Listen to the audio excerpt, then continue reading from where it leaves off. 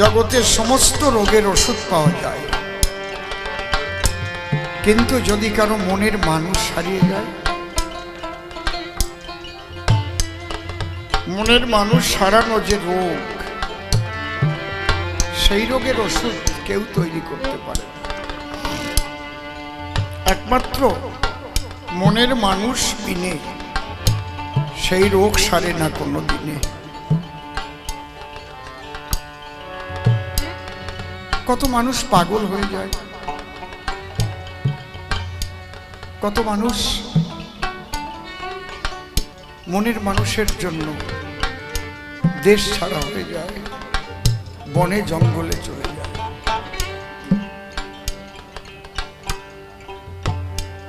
যারা সেই মনের মানুষকে হারিয়েছে তারা জানে, কেউ স্বামী হারা, কেউ স্ত্রী হারা, কেউ পুত্র হারা, আবার কেউ মনের মতো গুরুকে হারিয়েছে, আবার কেউ মনের মতো শিষ্যকে হারিয়েছে, আবার সেই ঈশ্বরের জন্য, ঈশ্বরকে পাবার জন্য সেই বিরহেও কেউ কাঁদে।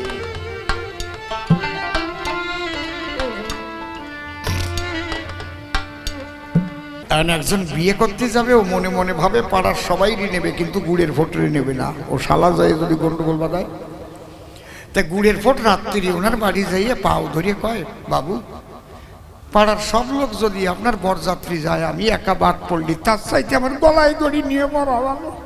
তাই তুই সরিয়ে যা, মোটে গুড় আনছিস নাকি আবার আমার নিকট? তাই না বাবু, আমি কথা দিচ্ছি, যদি আপনার বরযাত্রী হয়ে আমি গুড় নিয়ে যাই, তাহলে আমি বাপের বেজম্বা। আচ্ছা এইরকম কিরে দিলি, না নিয়ে পারা যায়? আপনারা কোন কয়, যাক তুই যখন ভালো হয়ে গেছিস, তাই নাহলে এইরকম কিরে তো দিতে পারিস না। এখন ও ভাবতিস, গুড় তো নেব না কইছি, কিন্তু গন্ডগোল তো না বাধাই পারা যাবে না। হ্যাঁ, আর একটু, আমি তো টাইম মাপিয়ে গান গাচ্ছি না, নিজের বাড়ির মতো গান গাচ্ছি। ও যে সময় হবে না হবে না, আসেই তো রয়েছে, আবার অধিবাস কবে এসে রয়েছে, আজকে নাকি সে বাবার আমলের থেকে এসে রয়েছে। হরি বল। ওগুলো তো বহিরঙ্গীয় ব্যাপার, উনিও শুনতেছে আর রস পাচ্ছে ভালো, দুইজনে মিলে রস পাচ্ছে। তা এখন ওই গুড়ের ফোট ভাবতেছে, আমি তো কথা দিয়ে ফেলেছি গুড় নেব না, কিন্তু আমি গেলি গন্ডগোল হবে না, এটা হয় না। কিন্তু আবার বলছি যদি গুড় নিয়ে যাই, তাহলে আমি আমার বাবার ঠিক নাই, বাবার বেজম্বা। ও কায়দা বুদ্ধি বেরোয় গেছে, শয়তান তো। গুড় নেব না কইছি, চিনি নেব না তা তো কই নাই। কায়দা কথা। এক টোপলা চিনি পকেটে নিয়ে গেছে, যাইয়ে বাড়ির যে ভিত থাকে না, আর কাঁচা করে কয় ডোহা, ওই ভিতির উপর চিনি ছড়াই দিয়ে ও দূরে যেয়ে দাঁড়াইয়ে চুপ করে দেখতেছে। চিনি খাতি পিঁপড়ে গেছে, পোকামাকড় গেছে, তাই ধরতে আবার টিকটিকি গেছে। টিকটিকি যে জায়গায় যায়, দুই চারটে দেখবেন বিড়ালও যায়, এরকম করে। বিড়াল গেছে, ওই আওয়াজ শুনে কুকুর গেছে, বরের একটা কুকুর আছে, বর আবার কুকুর ভালোবাসে, ওরে নিয়ে গেছে। বাড়ির কুকুর গেছে, বরের কুকুর গেছে, দুই কুকুর মারামারি আরম্ভ করে। বাড়ির মালিক কয়, দেখ তো কুকুরই মারামারি করতেছে। ছেলে পেলে যে বাড়ি গেছে, খাম্পা বরের কুকুরের বাড়ি লাগিয়ে ছাতা গেছে মরিয়া। এবার বরযাত্রীর মধ্যেও তো আসে না, সালা বিয়ে করতে এসেছি বলে কি একদম সব সালা তো কুকুর মেরে ফেলে, সালা ধর সালা মার সালা ঘুষি মার, ফাটাফাটি আরম্ভ হয়ে গেছে। মানে বর কয়ে, রাখ রাখ, তোরা মারামারি করিস নি, হে রাখ, হে মারি, আমার কুকুর যাই যাকে বিয়ে জানো ভাঙে না, মাইয়েটা ভালো। সবাই মারামারি থামাইছে। এসে গুড়ের ফোট কোন জায়গায় দেখে, উই কোনায় দাঁড়ায় রয়েছে। কয়, এইদিকায়, এই মারামারির ঘটনা তুই জানিস কিছু?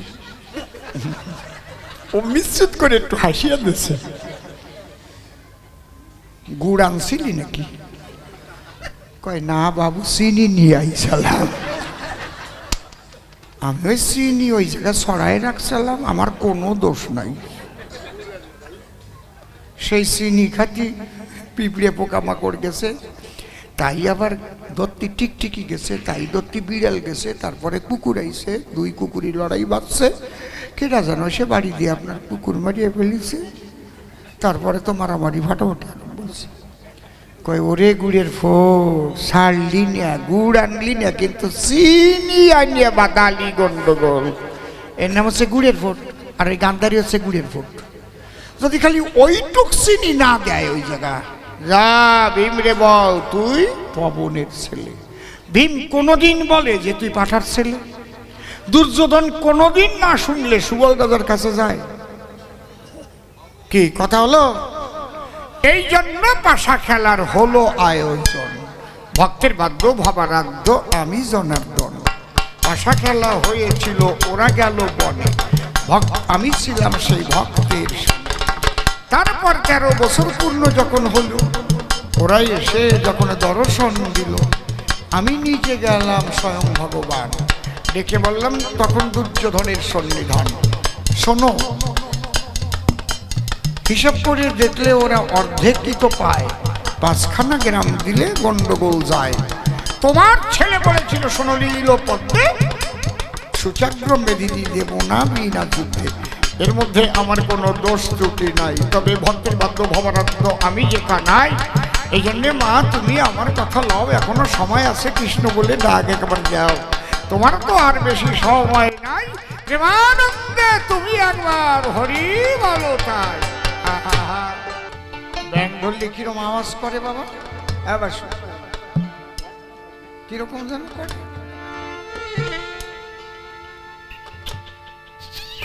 হ্যাঁ করে না? ব্যাঙের ঠ্যাং ধরছে।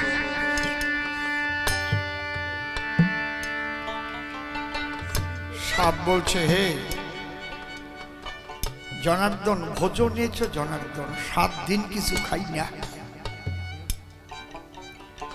আর ব্যাং বলতেছে, বিপদে শ্রী মধুসূদন ঠাকুর, ব্যাঙের হাতে সাপের হাতে যেন মরি না। ভগবান সাপরে কইছে দোর সৃষ্ট জম্বের দরা দর, আর ব্যাং রে কয় মোর সৃষ্ট জম্বের মরা মর। সাপ ভাবলো ধরছি তো জম্বের ধরা ধরবো, তাহলে ঠ্যাংটা ছাড়িয়ে দিয়ে মাথাটা ধরি। ব্যাং মোর সৃষ্ট জন্মের মরা মর, হাতা কথা ছেড়ে দিয়ে মরে। সব ভাবছে মরিয়েই যখন গেছে, মাথাতে আরম্ভ করে, যেই ঠ্যাং ছেড়ে সাপ মাথা ধরতে গেল, এক লাফ দিয়ে ব্যাং তখনই জলে চলেছি। সাপ কয় ভগবান করলে কি? কয় তুমি করলে কি? তোমার তো কইছিলাম দোষ সৃষ্ট জম্বের দরা দর, সাইডে কেন? ব্যাং তো আমার কথা শুনছে, মোর সৃষ্ট জন্মের মরা মর, তো মরিয়া শীতকাল হয়ে গেছে। হ্যাঁ কায়দা আছে।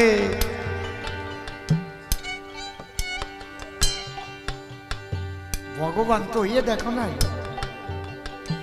বুঝলে? শয়তানি কথা তো মেলা কও, গার্জিয়ান হয়ে দেখছো। বাবা হাটে বাজারের থেকে কাতলা মাছ আনছে 1 কেজি ওজনের, 2 ছেলে, একটার বয়স 10 বছর, একটার বয়স 13 বছর। এই মানে বড় জন যায় কয় মাথা আমি খাবো, ছোটটা কয় চুপ কর তুই, আমি খাবো।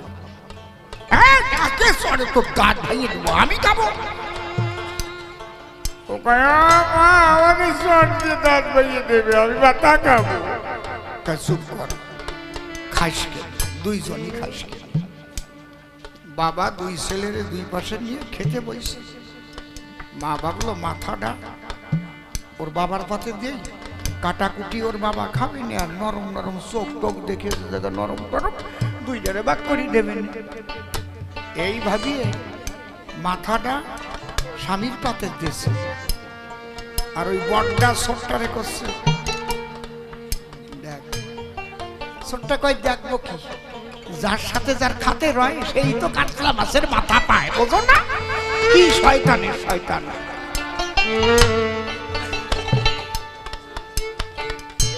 মা ইবা কি ভাবলো আর ওই শয়তান ইবা কি ভাবলো, বুঝেছ? তো ভগবান তো এই দেখো, অর্জুন যখন বাণ নিক্ষেপ করলো সুদণ্ড বাণ কেটে ফেল। এবার ভগবান কথা দিয়েছে তুমি ওর মাথা কাটতে পারবা, ওই কাঁটা বাণ উঠে গিয়ে সুদণ্ডর মাথা কাটল। কিন্তু যেহেতু সে ভক্ত, তাই অমর বিমান এসে ভক্তের এই কাটা মুন্ড কোথায় গেল? নিত্য গোলক ধামে নিয়ে চলে গেল। হরি বল, হরি বল, হরি বল। আর ওটা দিয়ে কি করা হলো? বৈষ্ণবের সাক্ষী মালা। মালা জবে একটা সাক্ষী থাকে না, ওই দিয়েই তো। কারণ নামে ভক্ত প্রণশ্যতি, আমার ভক্ত বিনাশ হয়ে যায় না, সে ভক্ত কিন্তু অনন্তকাল ধরে থাকে। বলছে তুমি এমএলএ, আমি বলে এমএলএ। আরে তুমি থাকতে গন্ডগোল বাঁধলো কেন? আমি তো মিটাতেই গেছিলাম, তোমার ছেলে তো শোনে নাই। যদি 5খানা গ্রাম দিয়ে দিত তাহলে কি গন্ডগোল হতো? গন্ডগোলের বীজ হচ্ছ তুমি,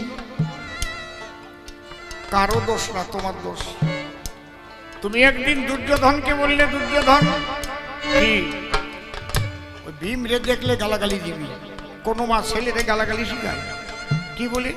বলে ওরে বলবি পবনের ছেলে, যাচ্ছ কোন জায়গায়? পাণ্ডুর ছেলেকে যদি একবার পবনের ছেলে কয়, দেখা মাত্র গালাগালি দিল, ভীম রাগে উঠল চলে। বলে জিজ্ঞেস করে দেখবে তুই তোর মার কাছে, তুই এক রাম পাঠার ছেলে। ভীমও ছাড়ার পাত্র না, আমারে তুই বললি কি পবনের ছেলে, তুই পাঠার ছেলে। দুর্যোধন বাড়ি গিয়া মাকে জিজ্ঞেস করে, দেখেন আরম্ভ হলো কেবল, এই যে যুদ্ধের আগা, তোমার কথা শোনার পরে কেন পাঠার ছেলে বলে আমারে? গান্ধারী কয়েকটা কারণ আছে তো, সেটা আমার মুখ দিয়ে শোনা ভালো হবে না। আমার বাবা সুবল রাজা আছে, তোর দাদু ভাই, তার কাছে যে শুনি।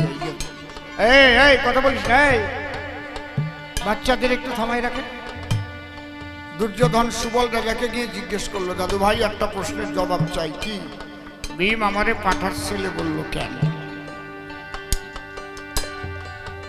তাই অন্য কোনো কারণ না, তোমার মা জন্মের পরে একটা দোষ নিয়ে জন্ম নিয়েছিল। কি দোষ? যে যখন বিয়ে হবে, বিয়ের সময় শুভদৃষ্টি দিতে যখন যাবে, তখনই স্বামী মারা যাবে। শুভদৃষ্টি হয় না? এখন তো শুভদৃষ্টির আগে কত দৃষ্টি হয়ে যায়, এখন আর সেই শুভদৃষ্টির দাম নাই। আগে শুভদৃষ্টির মূল্য ছিল প্রথম দর্শন, এখন দর্শনের আগে পরশন হয়ে যাচ্ছে। দর্শন তখনকার ব্যাপার ছিল আলাদা। এই জন্য গান্ধারীকে কেউ বিয়ে করে না।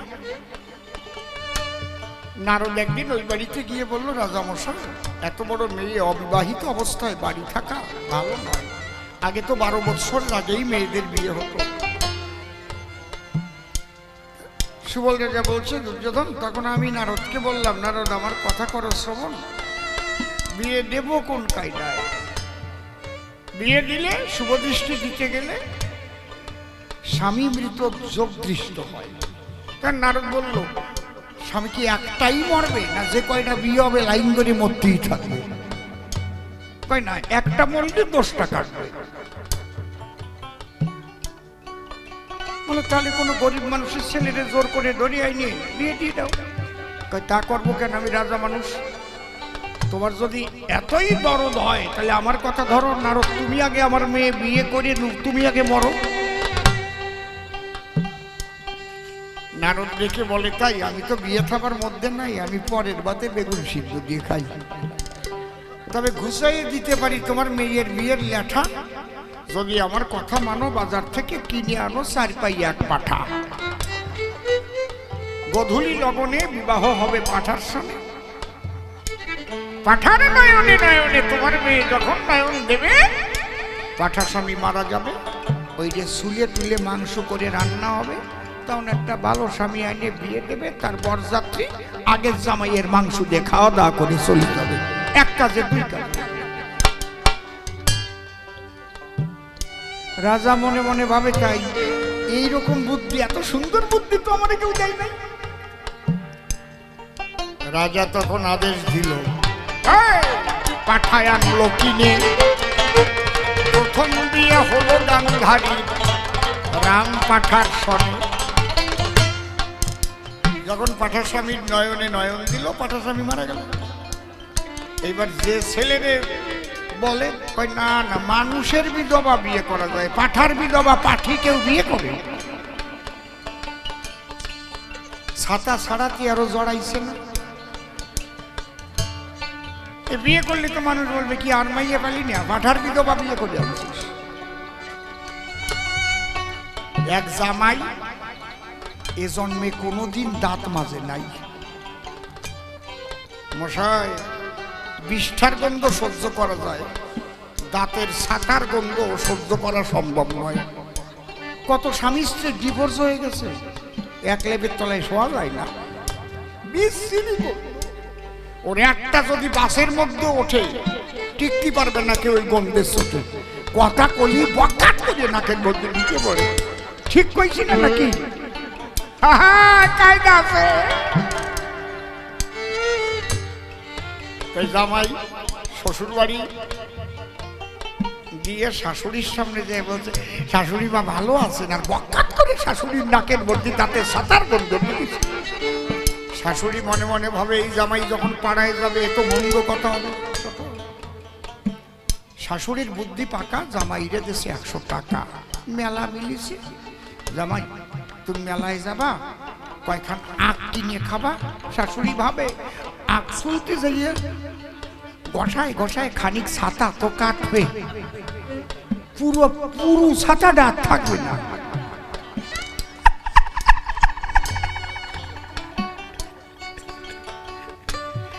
খালি ছাতা নাকি, দাঁতে ছাতা, নাকে ফ্যান।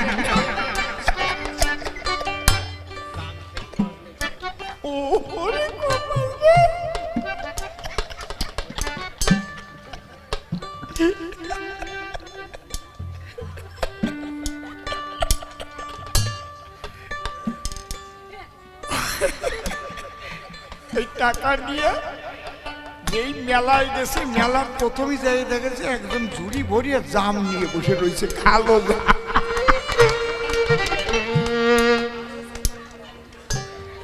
ও আখ খাবে কি? কই জাম কত দাম? কই 100 টাকা দিলে ঝুড়ি ধরিয়ে দিয়ে দিতাম। তোর সাদা জামা, টেরিকটের পাঞ্জাবি, কই দাও এর মধ্যে ডালো। জাম ওর মধ্যে নিলি পাঞ্জাবি আর আছে? ওই জাম খাইয়ে দাঁতের উপর দিয়ে প্লাস্টার প্যারিস হয়ে গেছে। ওই ছাতা আরো কি সুন্দর কালারিং হয়েছে, আপনার মুখ বন্ধ করতে পারতে। শাশুড়ি ভান্ডারে যেই গেছে, শাশুড়ি কা, হ্যাঁ বাবা আখ খাইছে? কই না, জাম খাইছি। পুরা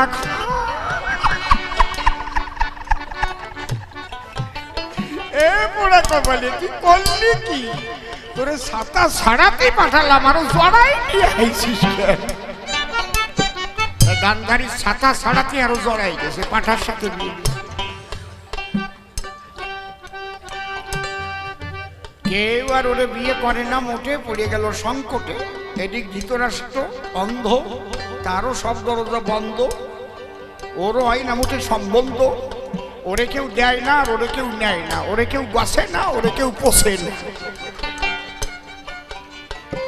ওই অন্ধটার সাথে পাঠার বউ বিয়ে হলো।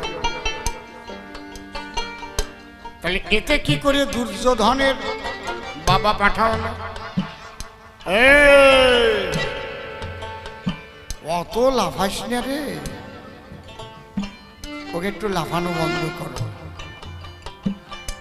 যদি কোনো পুরুষ মানুষ মনে করেন বিয়ে করলো, প্রথম বিয়ে করে বউটা মারা গেল, পরে আবার বিয়ে করলো, তারপরে ছেলে মেয়ে হলো, সেই ছেলে মেয়েরা করে না, আগে আমাদের বড় মা ছিল, বড় মা মরে যাওয়ার পরে আমার বাবা আমার মারে বিয়ে করে, সেই মায়ের গর্ভে আমরা জন্মেছি, আমার বড় মা মরে গেছিল, কবে না? কবে তো নাকি? ঠিক রেখো মাথা ঝুল। তা কোনো মাইয়ে মানুষ যদি আগে বিয়ে হয়, স্বামীটা যদি মারা যায়, পরে যদি আর একজনের সাথে বিয়ে হয়, তাকে ছেলে মেয়ে হলে কবে না আমাকে আগে বড় বাবা ছিল, ওই পাঠা বাবা।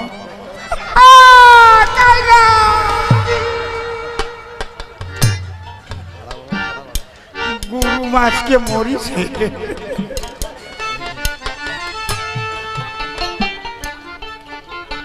সূত্র ঠিক আছে তো? ওই বড় বাবা পাঠা বাবা দুর্যোধনে ওই খোটা যখন দিল, দুর্যোধন সব জানার পরে রাগ হয়ে গেল। দাদু এই কাজ করেছে, মাতুল বংশ আমি ধ্বংস করব। বুঝতে দিল না যে আমি রাগ হয়েছি। বললো দাদু ভাই কি, তুই খুব ভালো কাজ করিস, তাই তুমি তোমার 100 ছেলে অর্থাৎ আমার 100 মামা আর তুমি নিমন্ত্রিত আগামী মাসের প্রথম শুক্রবারে চলে যাওয়া। এই বাইশু, প্রথম শুক্রবারে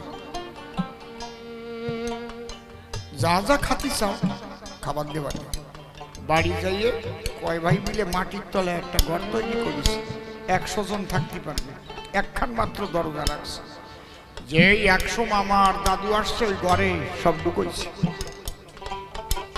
ঢুকানো দেখেই ওদের আত্মা স্যাত করে উঠেছে, এই জায়গা ঢুকোই কেন? শুকনো খাবার এক একখান থালা ভরে, 100 খানা থালা 100 জনের হাতে দিয়ে বলছে, দাদু কি তোমাদের মারবার জন্য এখানে এনেছি, এই একদিনের খাবার দিলাম, এখন দরজা বন্ধ করে চলে যাব, আর 101 দিন পরে দরজা খুলবো, এই না খেয়ে 100 দিন এখানে শুকিয়ে শুকিয়ে মরবা। কই কি দোষ করেছি? বলে আমার মাকে পাঠার সাথে বিয়ে দিয়েছি। ওই দিয়ে দুর্যোধন যখন চলে গেল, তখন সুবল রাজা ছেলেদের বলল, শোন, এই খাবার আজ আমরা খেলে সবাই যাব মরিয়ে, একজন বেঁচে থাকতে হবে, এর প্রতিশোধ নেবার তরে। এই 101 খানা থালায় যে শুকনো খাবার, যদি একজনে এক একখানা থালার খাবার একদিন খায়, তাহলে 101 দিন বেঁচে থাকতে পারে, আমরা মরে যাই। সে বেঁচে থেকে এর প্রতিশোধ নেবে। কে বেঁচে থাকবি বল? সবার চোখে জল, কেউ কোনো কথা বলছে না। তখনই ওর মধ্যে থেকে উঠে দাঁড়ালো করজোড়ে শকুন, বাবা আমাকে তুমি আশীর্বাদ দিয়ে যাবা, আমি যদি বেঁচে থাকি আমার পিতৃহত্যা ভ্রাতৃহত্যার প্রতিশোধ আমি নেব।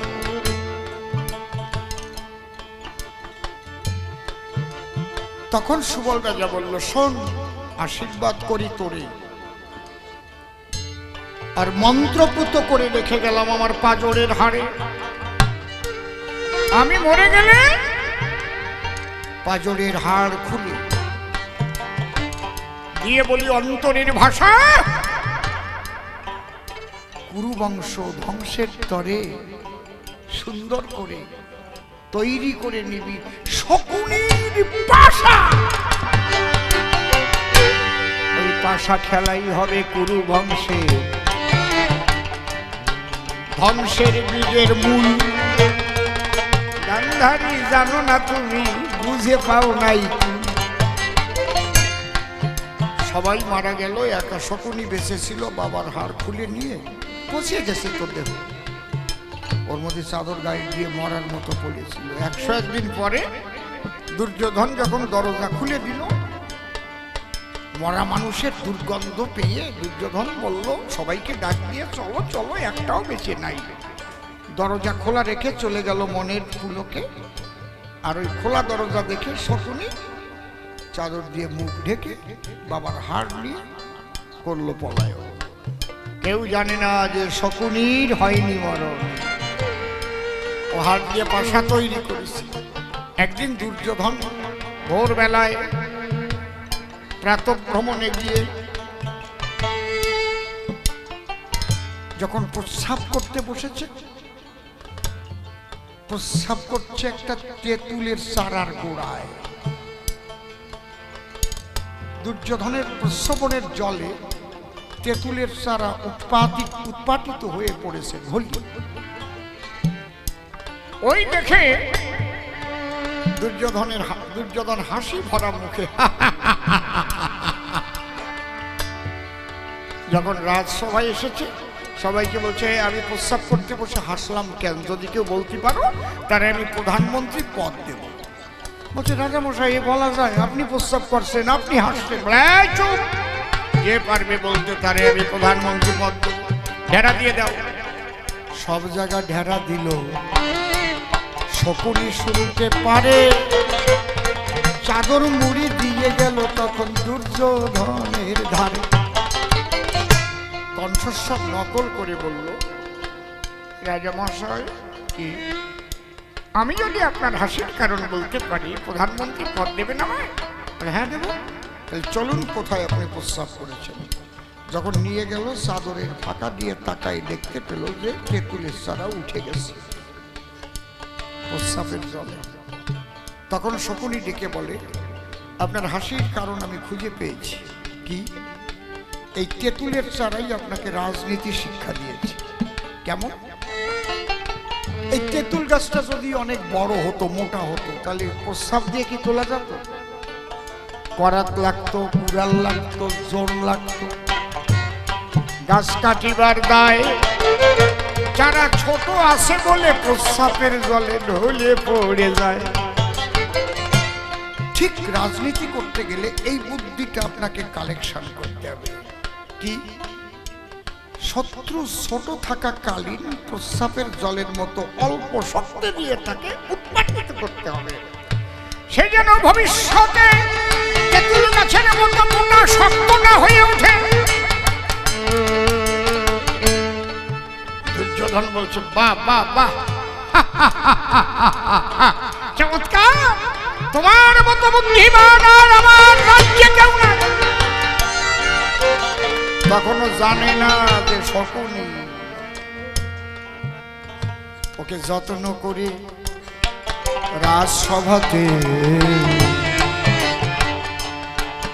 যখন নিয়ে গেল, চাদরখানা টান দিয়ে মুখ বের হল। একই কে? মামা শকুনি না? হ্যাঁ তো, আমি তো তোমাকে বুদ্ধি দেবার জন্য ওই ভিতরে যুদ্ধ করে বেঁচে আছি। তোমার মতো ভাই, এই যে রাজনীতির বড় ভুল হয়ে গেল, দুর্যোধন শকুনিকে জায়গা দিল। দুর্যোধন ভাবলো ওর তো আর ভাইটাই বাইছে নাই, ওর করবে নাকি, থাকুক আমার কাছে, ওর বুদ্ধি আছে। কিন্তু বোঝা উচিত ছিল যার 99 ভাইকে মেরে ফেলেছে, যার বাবাকে ওই দুর্যোধন মেরে ফেলেছে, সে কাছে থেকে কি তার মঙ্গল চাবে? কোনদিন চাবে? ওই জায়গা যখন দিল তখন বলল, ভাগ্নে তোমার কিন্তু এই সারা পাণ্ডবরা কি করা যায়, পাশা খেলায় হারাইয়ে ওদের বনবাসে বানাই দেব। কথা থাকবে 12 বছর বনবাস, 1 বছর অজ্ঞাতবাস, ফিরে আসতে পারবে, অর্ধেক রাজত্ব পারবে, ওরা ফিরে আসতে পারবে না। এই যে পাশা খেলা কেন হয়, তাহলে এর বীজ গান্ধারী না? গান্ধারী যদি গালাগালি না শিখাই দিত তাহলে ভীম কোনোদিন পাঠার ছেলে বলতো? যদি ভীম পাঠার ছেলে না বলতো তাহলে দুর্যোধন কি সুবর্ণাদার কাছ থেকে এই গোপন খবর পাত? গোপন খবর যদি না পাতো তাহলে মাতুল বংশ ধ্বংস করত। বুঝতে পারছেন? তাহলে ধ্বংসের বীজ, মূল বীজ ওইটা না। হ্যাঁ, কায়দা আছে। ওইটা হচ্ছে গুড়ের ফোট। এই আর একটা গল্প কয়ে শেষ করবো, রাখো। ওইটা হচ্ছে গুড়ের ফোট। গুড়ের ফোট কি জানেন? জানেন না? ও মা, আর একটু বসো। এক গ্রামে একটা লোক ছিল, তার নাম হচ্ছে পাইসিও। ভালো নাম, পঞ্চানন। সবাই পাইসিও পাইসিও কয়। এই জায়গা আছে নাকি পঞ্চানন? না, সে পঞ্চানন না, দোহাই ধর্মের। তো ও যে জায়গা যায় একটু জোলাগুড় নিয়ে যায়। জোলাগুড়, হ্যাঁ, দানা আলা জোলাগুড়। ওই যে তোমার গান শুনতে বসছে তোমার পিছনে, আস্তে জোলাগুড়ির ওই কোটরতে বের করে চাদরে এক টান দিয়ে চলে যাবে। আর পিঁপড়ে সব কয়টা এসে কামড়ানো আরম্ভ করবে। ও তো চলে যাবে, কিন্তু পাশে যে থাকবে তারে ধরবে, এই গুড় গড়াইছিস কেন? এই মারামারি আরম্ভ হয়ে যাবে। এই জন্য ওর পরে নাম হয়ে গেল গুড়ের ফোট। সবাই বুঝে ফেললো ওই সে গুড়ের ফোট। সঙ্গ দোষ আর সঙ্গ গুণ কি? তার একটা কথা এ আসরে গো, আমি করিব প্রকাশ। ছোট ছোট ধৈর্য ধরে শ্রবণ করি, করুণ কহিপিত বাস। লঘুগুরু সুন্দর করে। একটা গোবরা পোকা আর একটা মধুর পোকা পাশাপাশি গাছে থাকে। মধুর পোকার কাজ কি? মধু আহরণ করে। আর গোবরা পোকার কাজ কি? গরুকে নেদালেই যাই বড়ি বড়ি বানায়। একদিন গোবরা পোকা কয়, বন্ধু, আমরা পাশাপাশি থাকি যখন, তুই আর আমি বন্ধুত্ব করি দুইজন, দুই চারটে মনের কথা তো কোয়া যাও। মধুর পোকা মনে ভাবে গো, হ্যাঁ,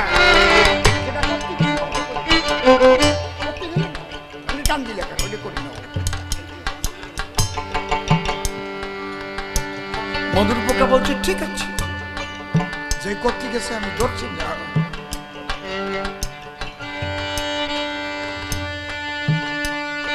পাশাপাশি থাকি, একটু বন্ধু বলে ডাকি, তাতে কি অসুবিধা? এখন এই গোবরা পোকা নেমন্তন্ন করেছে মধুর পোকারে, তাই আগামী শনিবার আমার বাড়ি তুমি দুটো খাওয়া দাওয়া করবা।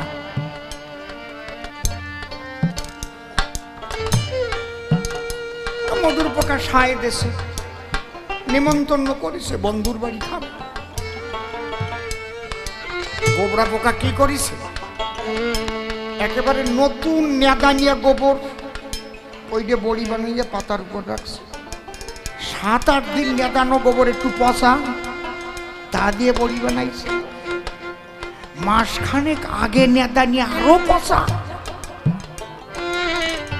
পাতায় সাজাইয়া রাখছে। এখন মধুর পোকা যাইয়া দেখে গোবরের বাহার।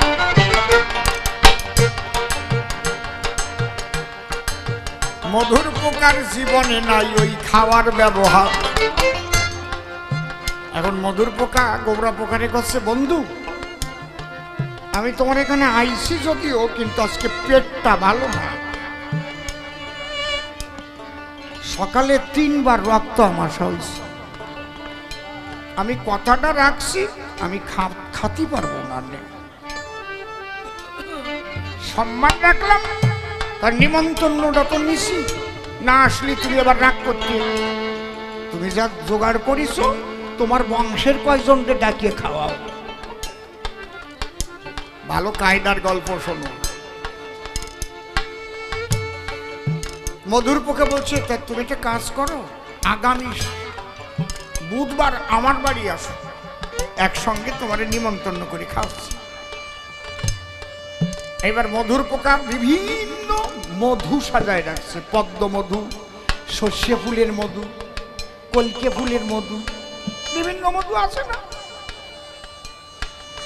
এখন গোবরা পোকা যাইয়ে চাটা দিয়েছে, ও তো জিভে গোবর লাগানো, ও তো স্বাদ পায় নাকি।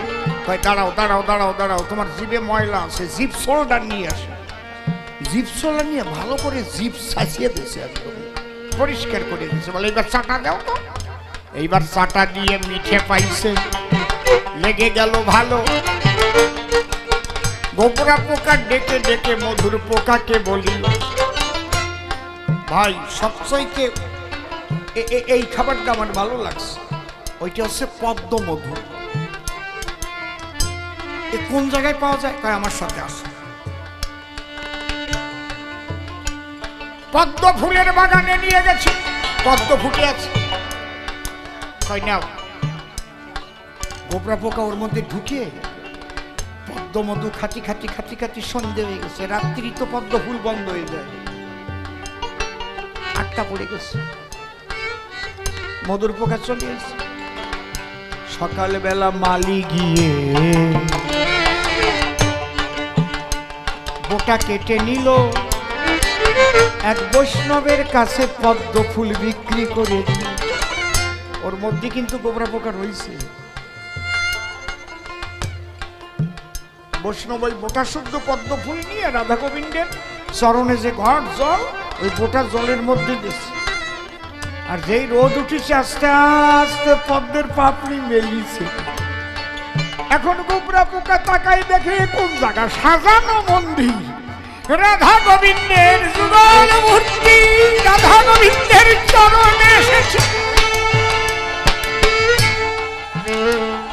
মধুর পোকা ওখানে উড়ে গেছে। মধুর পোকা গোবরা পোকার কানে কানে কয়, ও বন্ধু কোন জায়গায় আইছো দেখিস? তাই তো রাধা কৃষ্ণের মন্দির, তার চরণ প্রান্তে আসলাম কি করে? কয় বন্ধুরে, যদি ভালো সঙ্গ নেওয়া যায় সঙ্গ গুণে রাধা গোবিন্দের চরণ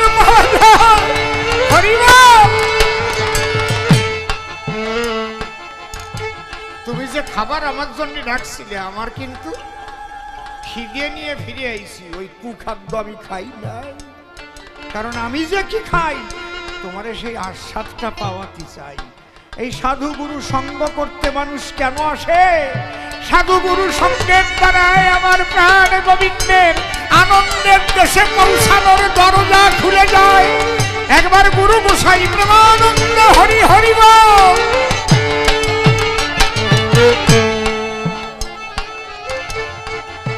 সাধু সঙ্গ সর্বশাস্ত্রে কয়, লবমাত্র সাধু সঙ্গ কৃষ্ণ প্রাপ্তি হয়। মানুষ রূপে জন্ম নিলেই সেই মানুষ নয়, মানুষের মুখোশ পরা কিছু পশু দুনিয়ায়, যাদের দ্বারাই নষ্ট হচ্ছে মানুষের মানবতা। মনে রেখো গান্ধারী আমার স্পষ্ট কথা, যে কয়টা প্রশ্ন আমায় করেছিলে দান, প্রথমবারের সভায় আমি দিলাম সমাধান। একটারও জবাব দিতে রাখি নাই বাকি, জীবনে ফাঁকি দেই না কৃষ্ণ কমলাখি। দেখি এসে কোনোভাবে সে কোন কোন কথা কয়, কোন ভাবের ভাবধারা সে উঠাইয়ে লয়। আর কেন বেশি কথা বলিবারে যাই, বেশি বলে আমার আর প্রয়োজন নাই। এইবার গান্ধারী দিবে দর্শন, ডান ধরে অনেক কথা করিবে বর্ণন। তার কথা শুনে শুনে মনে আসে ভাবো, আমি কিন্তু আবার এই সভাতে আসিব। নূতন নূতন প্রশ্ন সে করে যাবে দান, আমি আবার এসে সভা পাশে দেব সমাধান।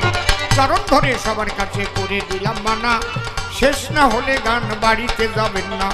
ভাববেন না অসীমের হয়ে গেছে শেষ, এইবার বুঝি গানের হলে শেষের পরিবেশ। নয় নয় নয়, আমি পুনরায় আসিব, আপনাদের কাছে এসে আবার গান শোনাবো। গান্ধারী এসে তার মনের কথা বলে, কিছুক্ষণ বলে আবার বাইরে যাবে চলে। নূতন প্রশ্ন সে যাবে যেসব করে, আমি আবার জবাব দেব প্রশ্নগুলো ধরে। কেন বেশি কথা আর তারে বলিবারে যায়, বেশি বলে আমার আর প্রয়োজন নাই। এইবার তার কথা শুনিতে বাসো না, গান্ধারী তুমি এবার চলিয়ে আসো না, তোমার কথা তুমি আলোচনা করে একটু আনন্দ দিয়ে যাও। সকলের অন্তরে যদি ব্যথা থাকে তোমার করো বিদায়, ব্যথা অপনোদন করি বোকা নাই। এই পর্যন্ত করি ক্ষান্ত রাধাকান্ত সরি। জয় জয় শ্রী গুরু নিতাই গৌর প্রেমানন্দে, বলুন হরি হরি। জয় ভগবান, জয় গুরু, হরি বল হরি বল।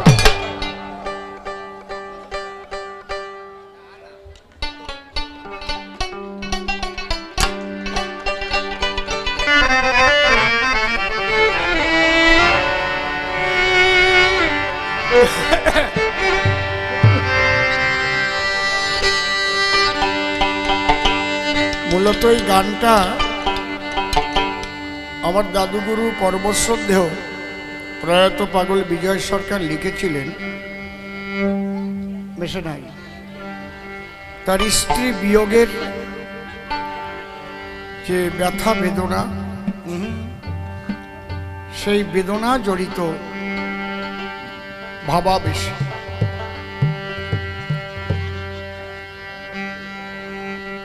স্ত্রী তো বিবাহ করলেই হয়, কিন্তু সহধর্মিণী সবাই হয় না।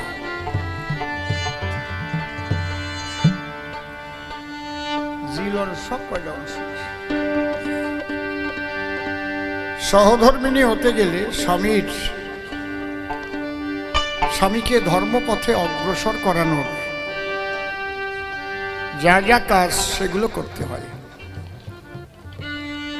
স্বামী স্ত্রী এক মন হয়ে ঈশ্বর পদে সমর্পিত দেহ মনোপ্রাণ হতে হয়।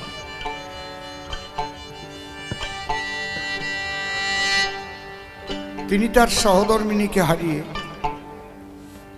বড় ব্যথা নিয়ে গানটা গেয়েছিলেন। হরিবল হরিবল, বেশ একটু বেশি আছে। জয় রাধে। আমার পোষা পাখি উড়ে, আরেকটু টোন, উড়ে যাবে সজনী,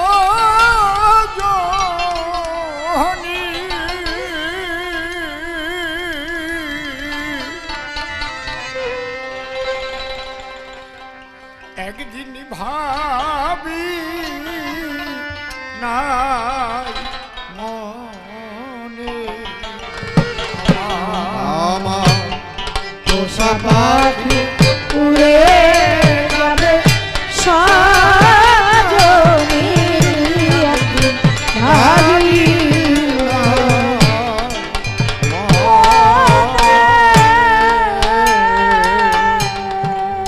সে কি আমায়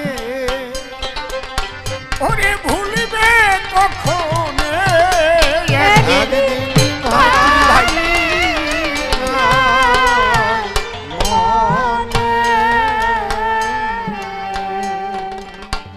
খেলতো পাখি সোনালি খাঁচায়, কত কি বলি তুই আমায় বসে রূপালি আড়ায়।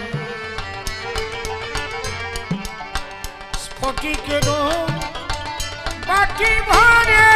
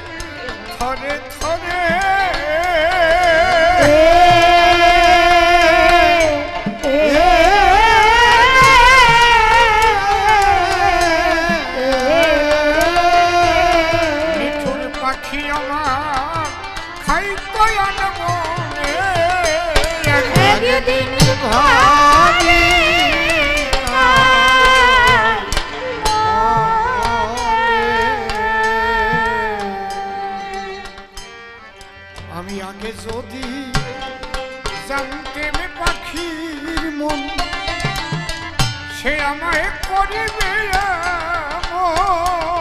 তার দিতে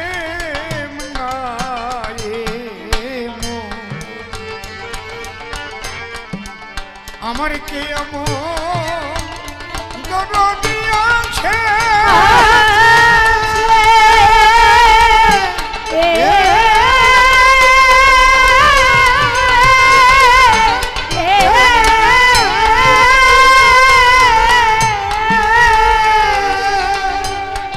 ও সে বলে দেবে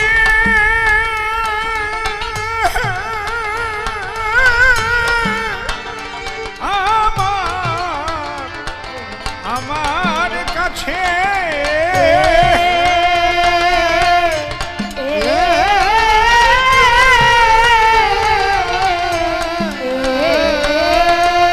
মিঠুন পাখি আমার গেছে কোন বনে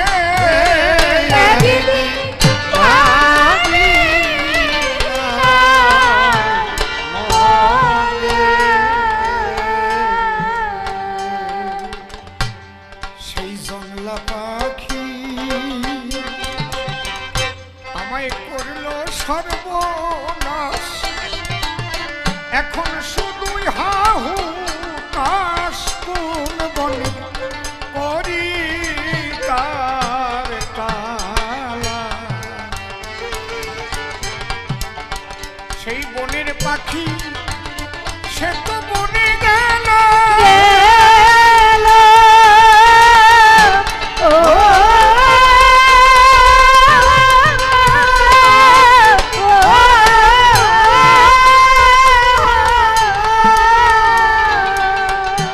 আমার বুকে দিয়ে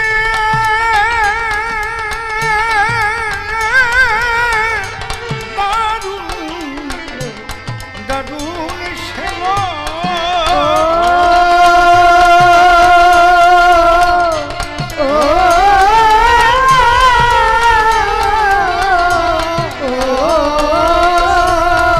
তারে আর কি ফিরে আমি পাবো জীবনে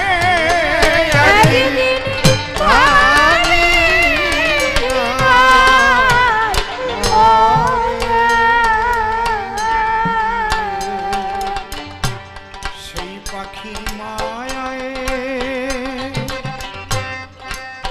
পড়ে কত লোক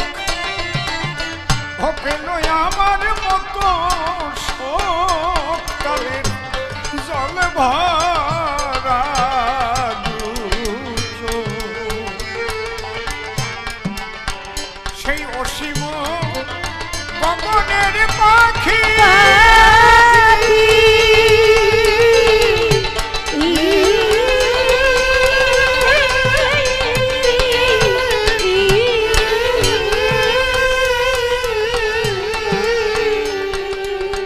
তারে আপন ভেবে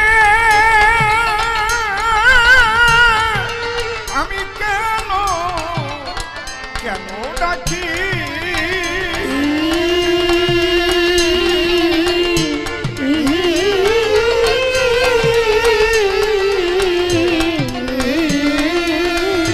পাগল বিজয় কান্দে বসে বিজনে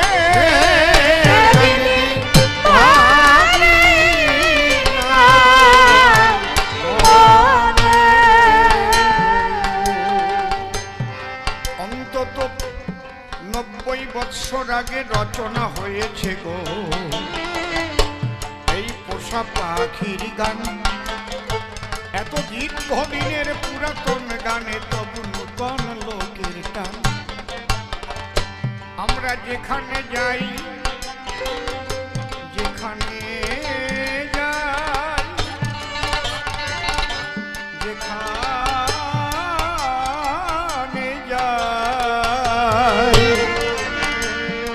যেখানে যাই শ্রোতা বন্ধুরা এসে গো বলে আমাদের স্থান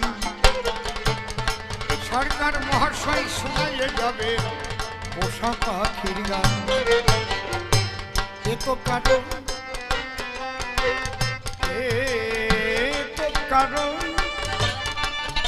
আরে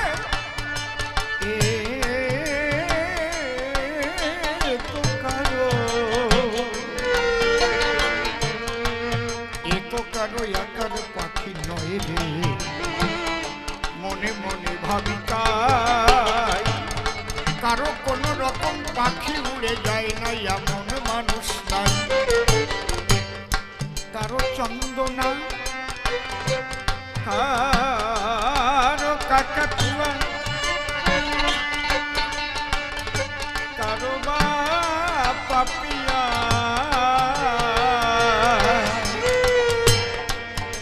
কারো বা ময়নাটিয়া কারো উড়ে গেছে বুলবুল বিরহের আঘাতে ভেঙে আনে কারো হৃদয়ে নদীর কুল ভাঙিয়ে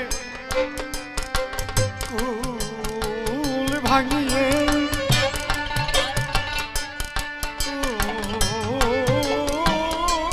ভাঙিয়ে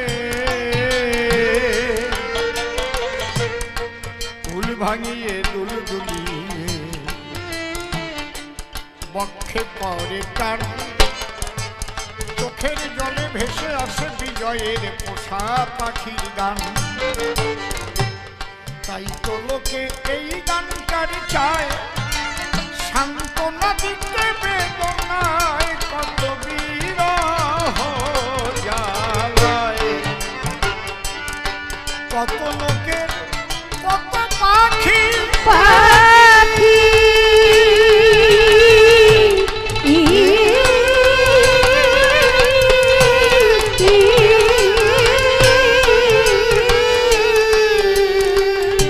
তাদের এমনি ভাবে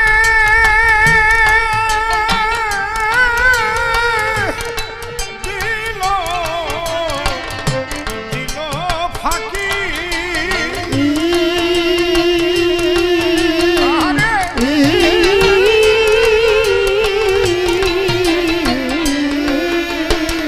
ওরে বাড়ি ধারা কাদের বইছে নয়নে একদিন ভাবি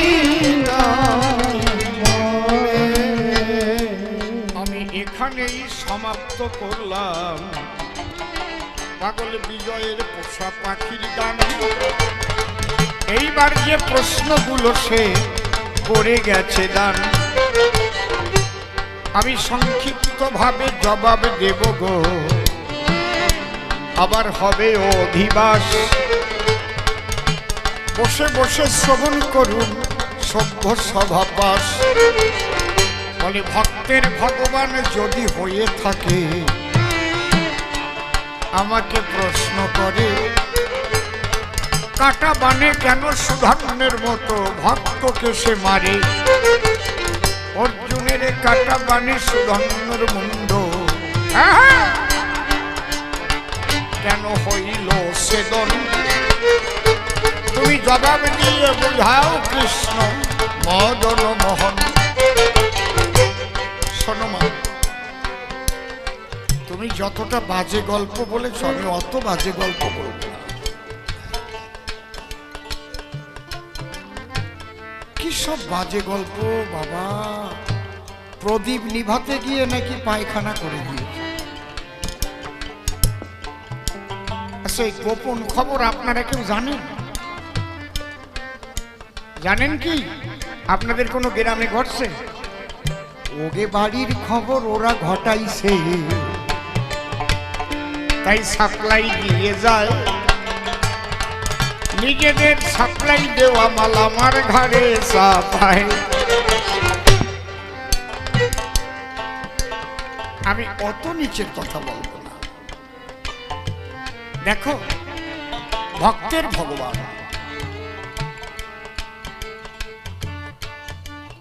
এখানে অর্জুন এবং সুধান্য দুজনই ভক্ত।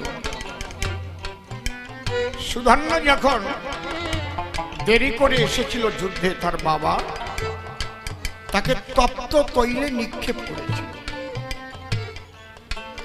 তখন সে আত্মসমর্পিত হয়েছিল। হে গোবিন্দ, যে পিতার ঔরসে মানব জন্ম পেয়ে এই ভূমণ্ডলে আমি জন্মগ্রহণ করেছি, সেই পিতা আমাকে মৃত্যুদণ্ড দিয়েছে। কিন্তু তুমি তো বিশ্বপিতা, আমি তো কোনো অপরাধ করিনি। হে প্রভু, আমি তো তোমার নাম গুণগানি গাই, আমার জীবনটা তুমি রক্ষা করো। এই যে আত্মসমর্পণ, সারেন্ডার,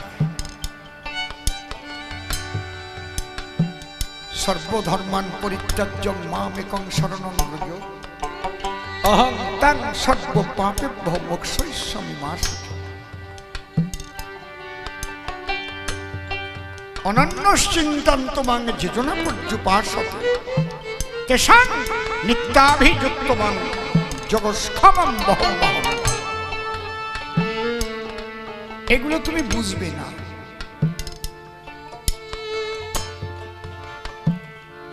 সুধন্যের তখন মৃত্যু ভয় হচ্ছে সবচেয়ে বড় ভয়, মহাভয়। যদি আপনি বুঝতে পারেন মৃত্যু অনিবার্য, প্রাণ খুলে যদি আপনি ডাকতে পারেন, যেমন এনি বিসেন্ট ডেকেছিল। সর্বপ্রথম ইংলিশে গীতা ট্রান্সলেশন করেছেন, তার নাম এনি বিসেন্ট। उनी ছিলেন प्लेनेट पायलट। सबसे पहले जो गीता ट्रांसलेट किया इंग्लिश में, उसको नाम एनी बिसेंट था। उसको घर था अमेरिका में, वो एक प्लेन का पायलट था। लेकिन जब ऐसी भक्ति वेदांत कृष्ण नाम प्रचार करने के लिए देश देश घूमता था, वो कृष्ण नाम सुन के उसको भक्ति जन्म लिया। इससे भगवान है, उसको नाम लेने से सब विपद मुक्त हो जाता है। एक दिन एनी बिसेंट प्लेन ने आकाश में उड़े। वो तो पायलट था ना, प्लेन लेके। वो जब चलता था उस टाइम पर যখন যাচ্ছে তখন প্লেনের মধ্যে আগুন লেগে গেছে। वो एयर का अंदर में आग लग गया। और दूरबीन से देखा, अभी नीचे में सागर है।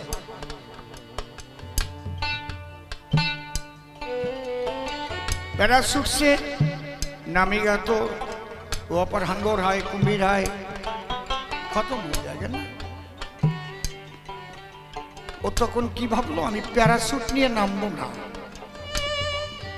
पैराशूट से हम उतरेगा नहीं, हम कृष्ण नाम का पैराशूट लेके हम उतर जाएगा। ये समर्पण, सरेंडर।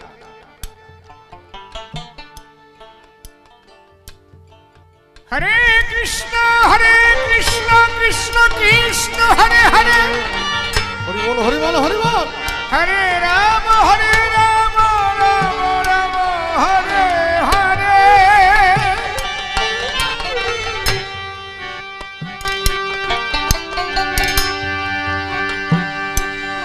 লাভ দিয়ে যখন পড়লো, কৃষ্ণ নাম করে,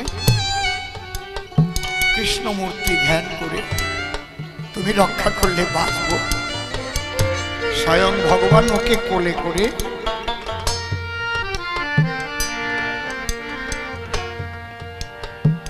একটা চরের মধ্যে ওকে আস্তে রেখে বাঁশি হাতে ফাঁসি দিয়ে লুকিয়ে গেল। কিন্তু রূপটা তার মনে থাকলো। ডেড বডি খুঁজবার জন্য হেলিকপ্টার এলো। হেলিকপ্টার খুঁজতে খুঁজতে ওকে পেয়ে গেল। ওকে যখন তুললো, বললো আমি আগে দেশে যাব না, আমি বৃন্দাবনে যাব।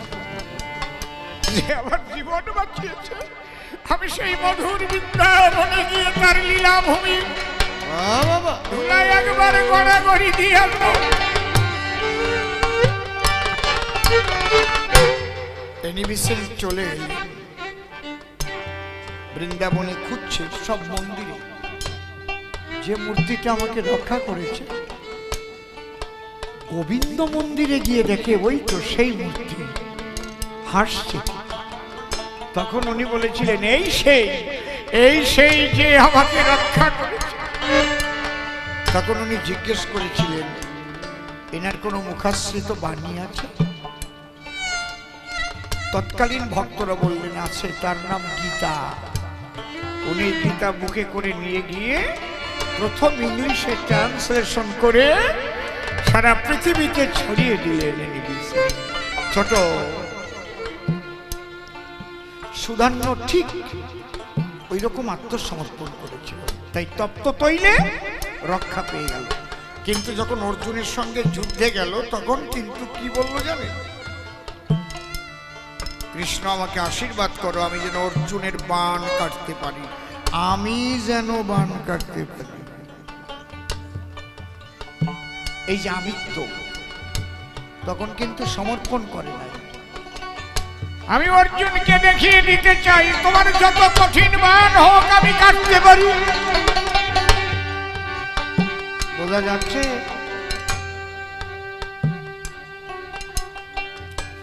এদিক অর্জুন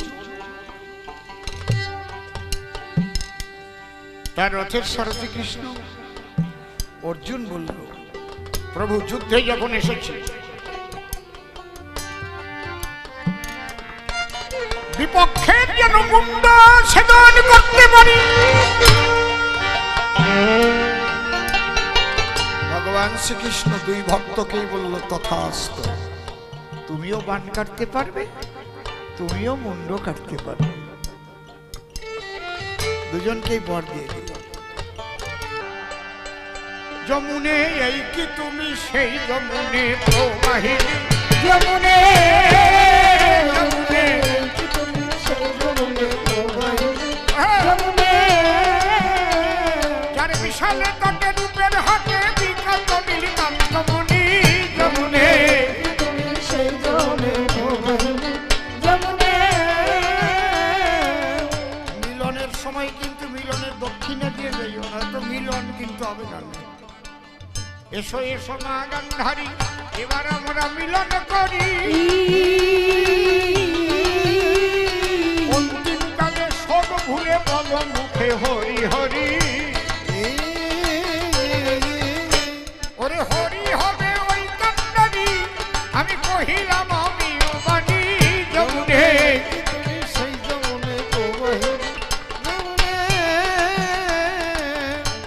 কিন্তু মুখে হরি হরি কব, আহা, অন্তরে মোরা সে ভাব।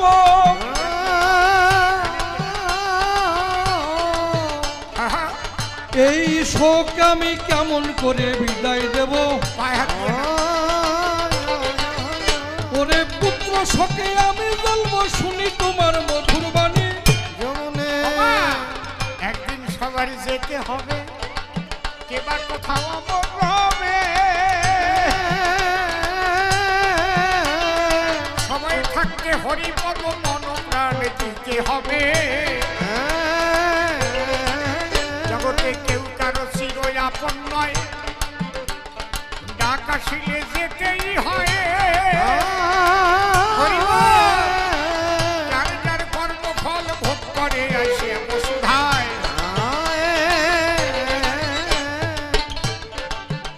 আমি আসল কথা বললাম তোমায়, শুনো শুনো হে জননী। যমুনে কি তুমি সেই যমুনে তুমি আমার কথা নেবে, জয় রাধে রাধে রাধে। আমায় একটু বুঝাইবে। হে হে আমার মায়া বন্ধন কেমন এ জগতে কেটে যাবে। হে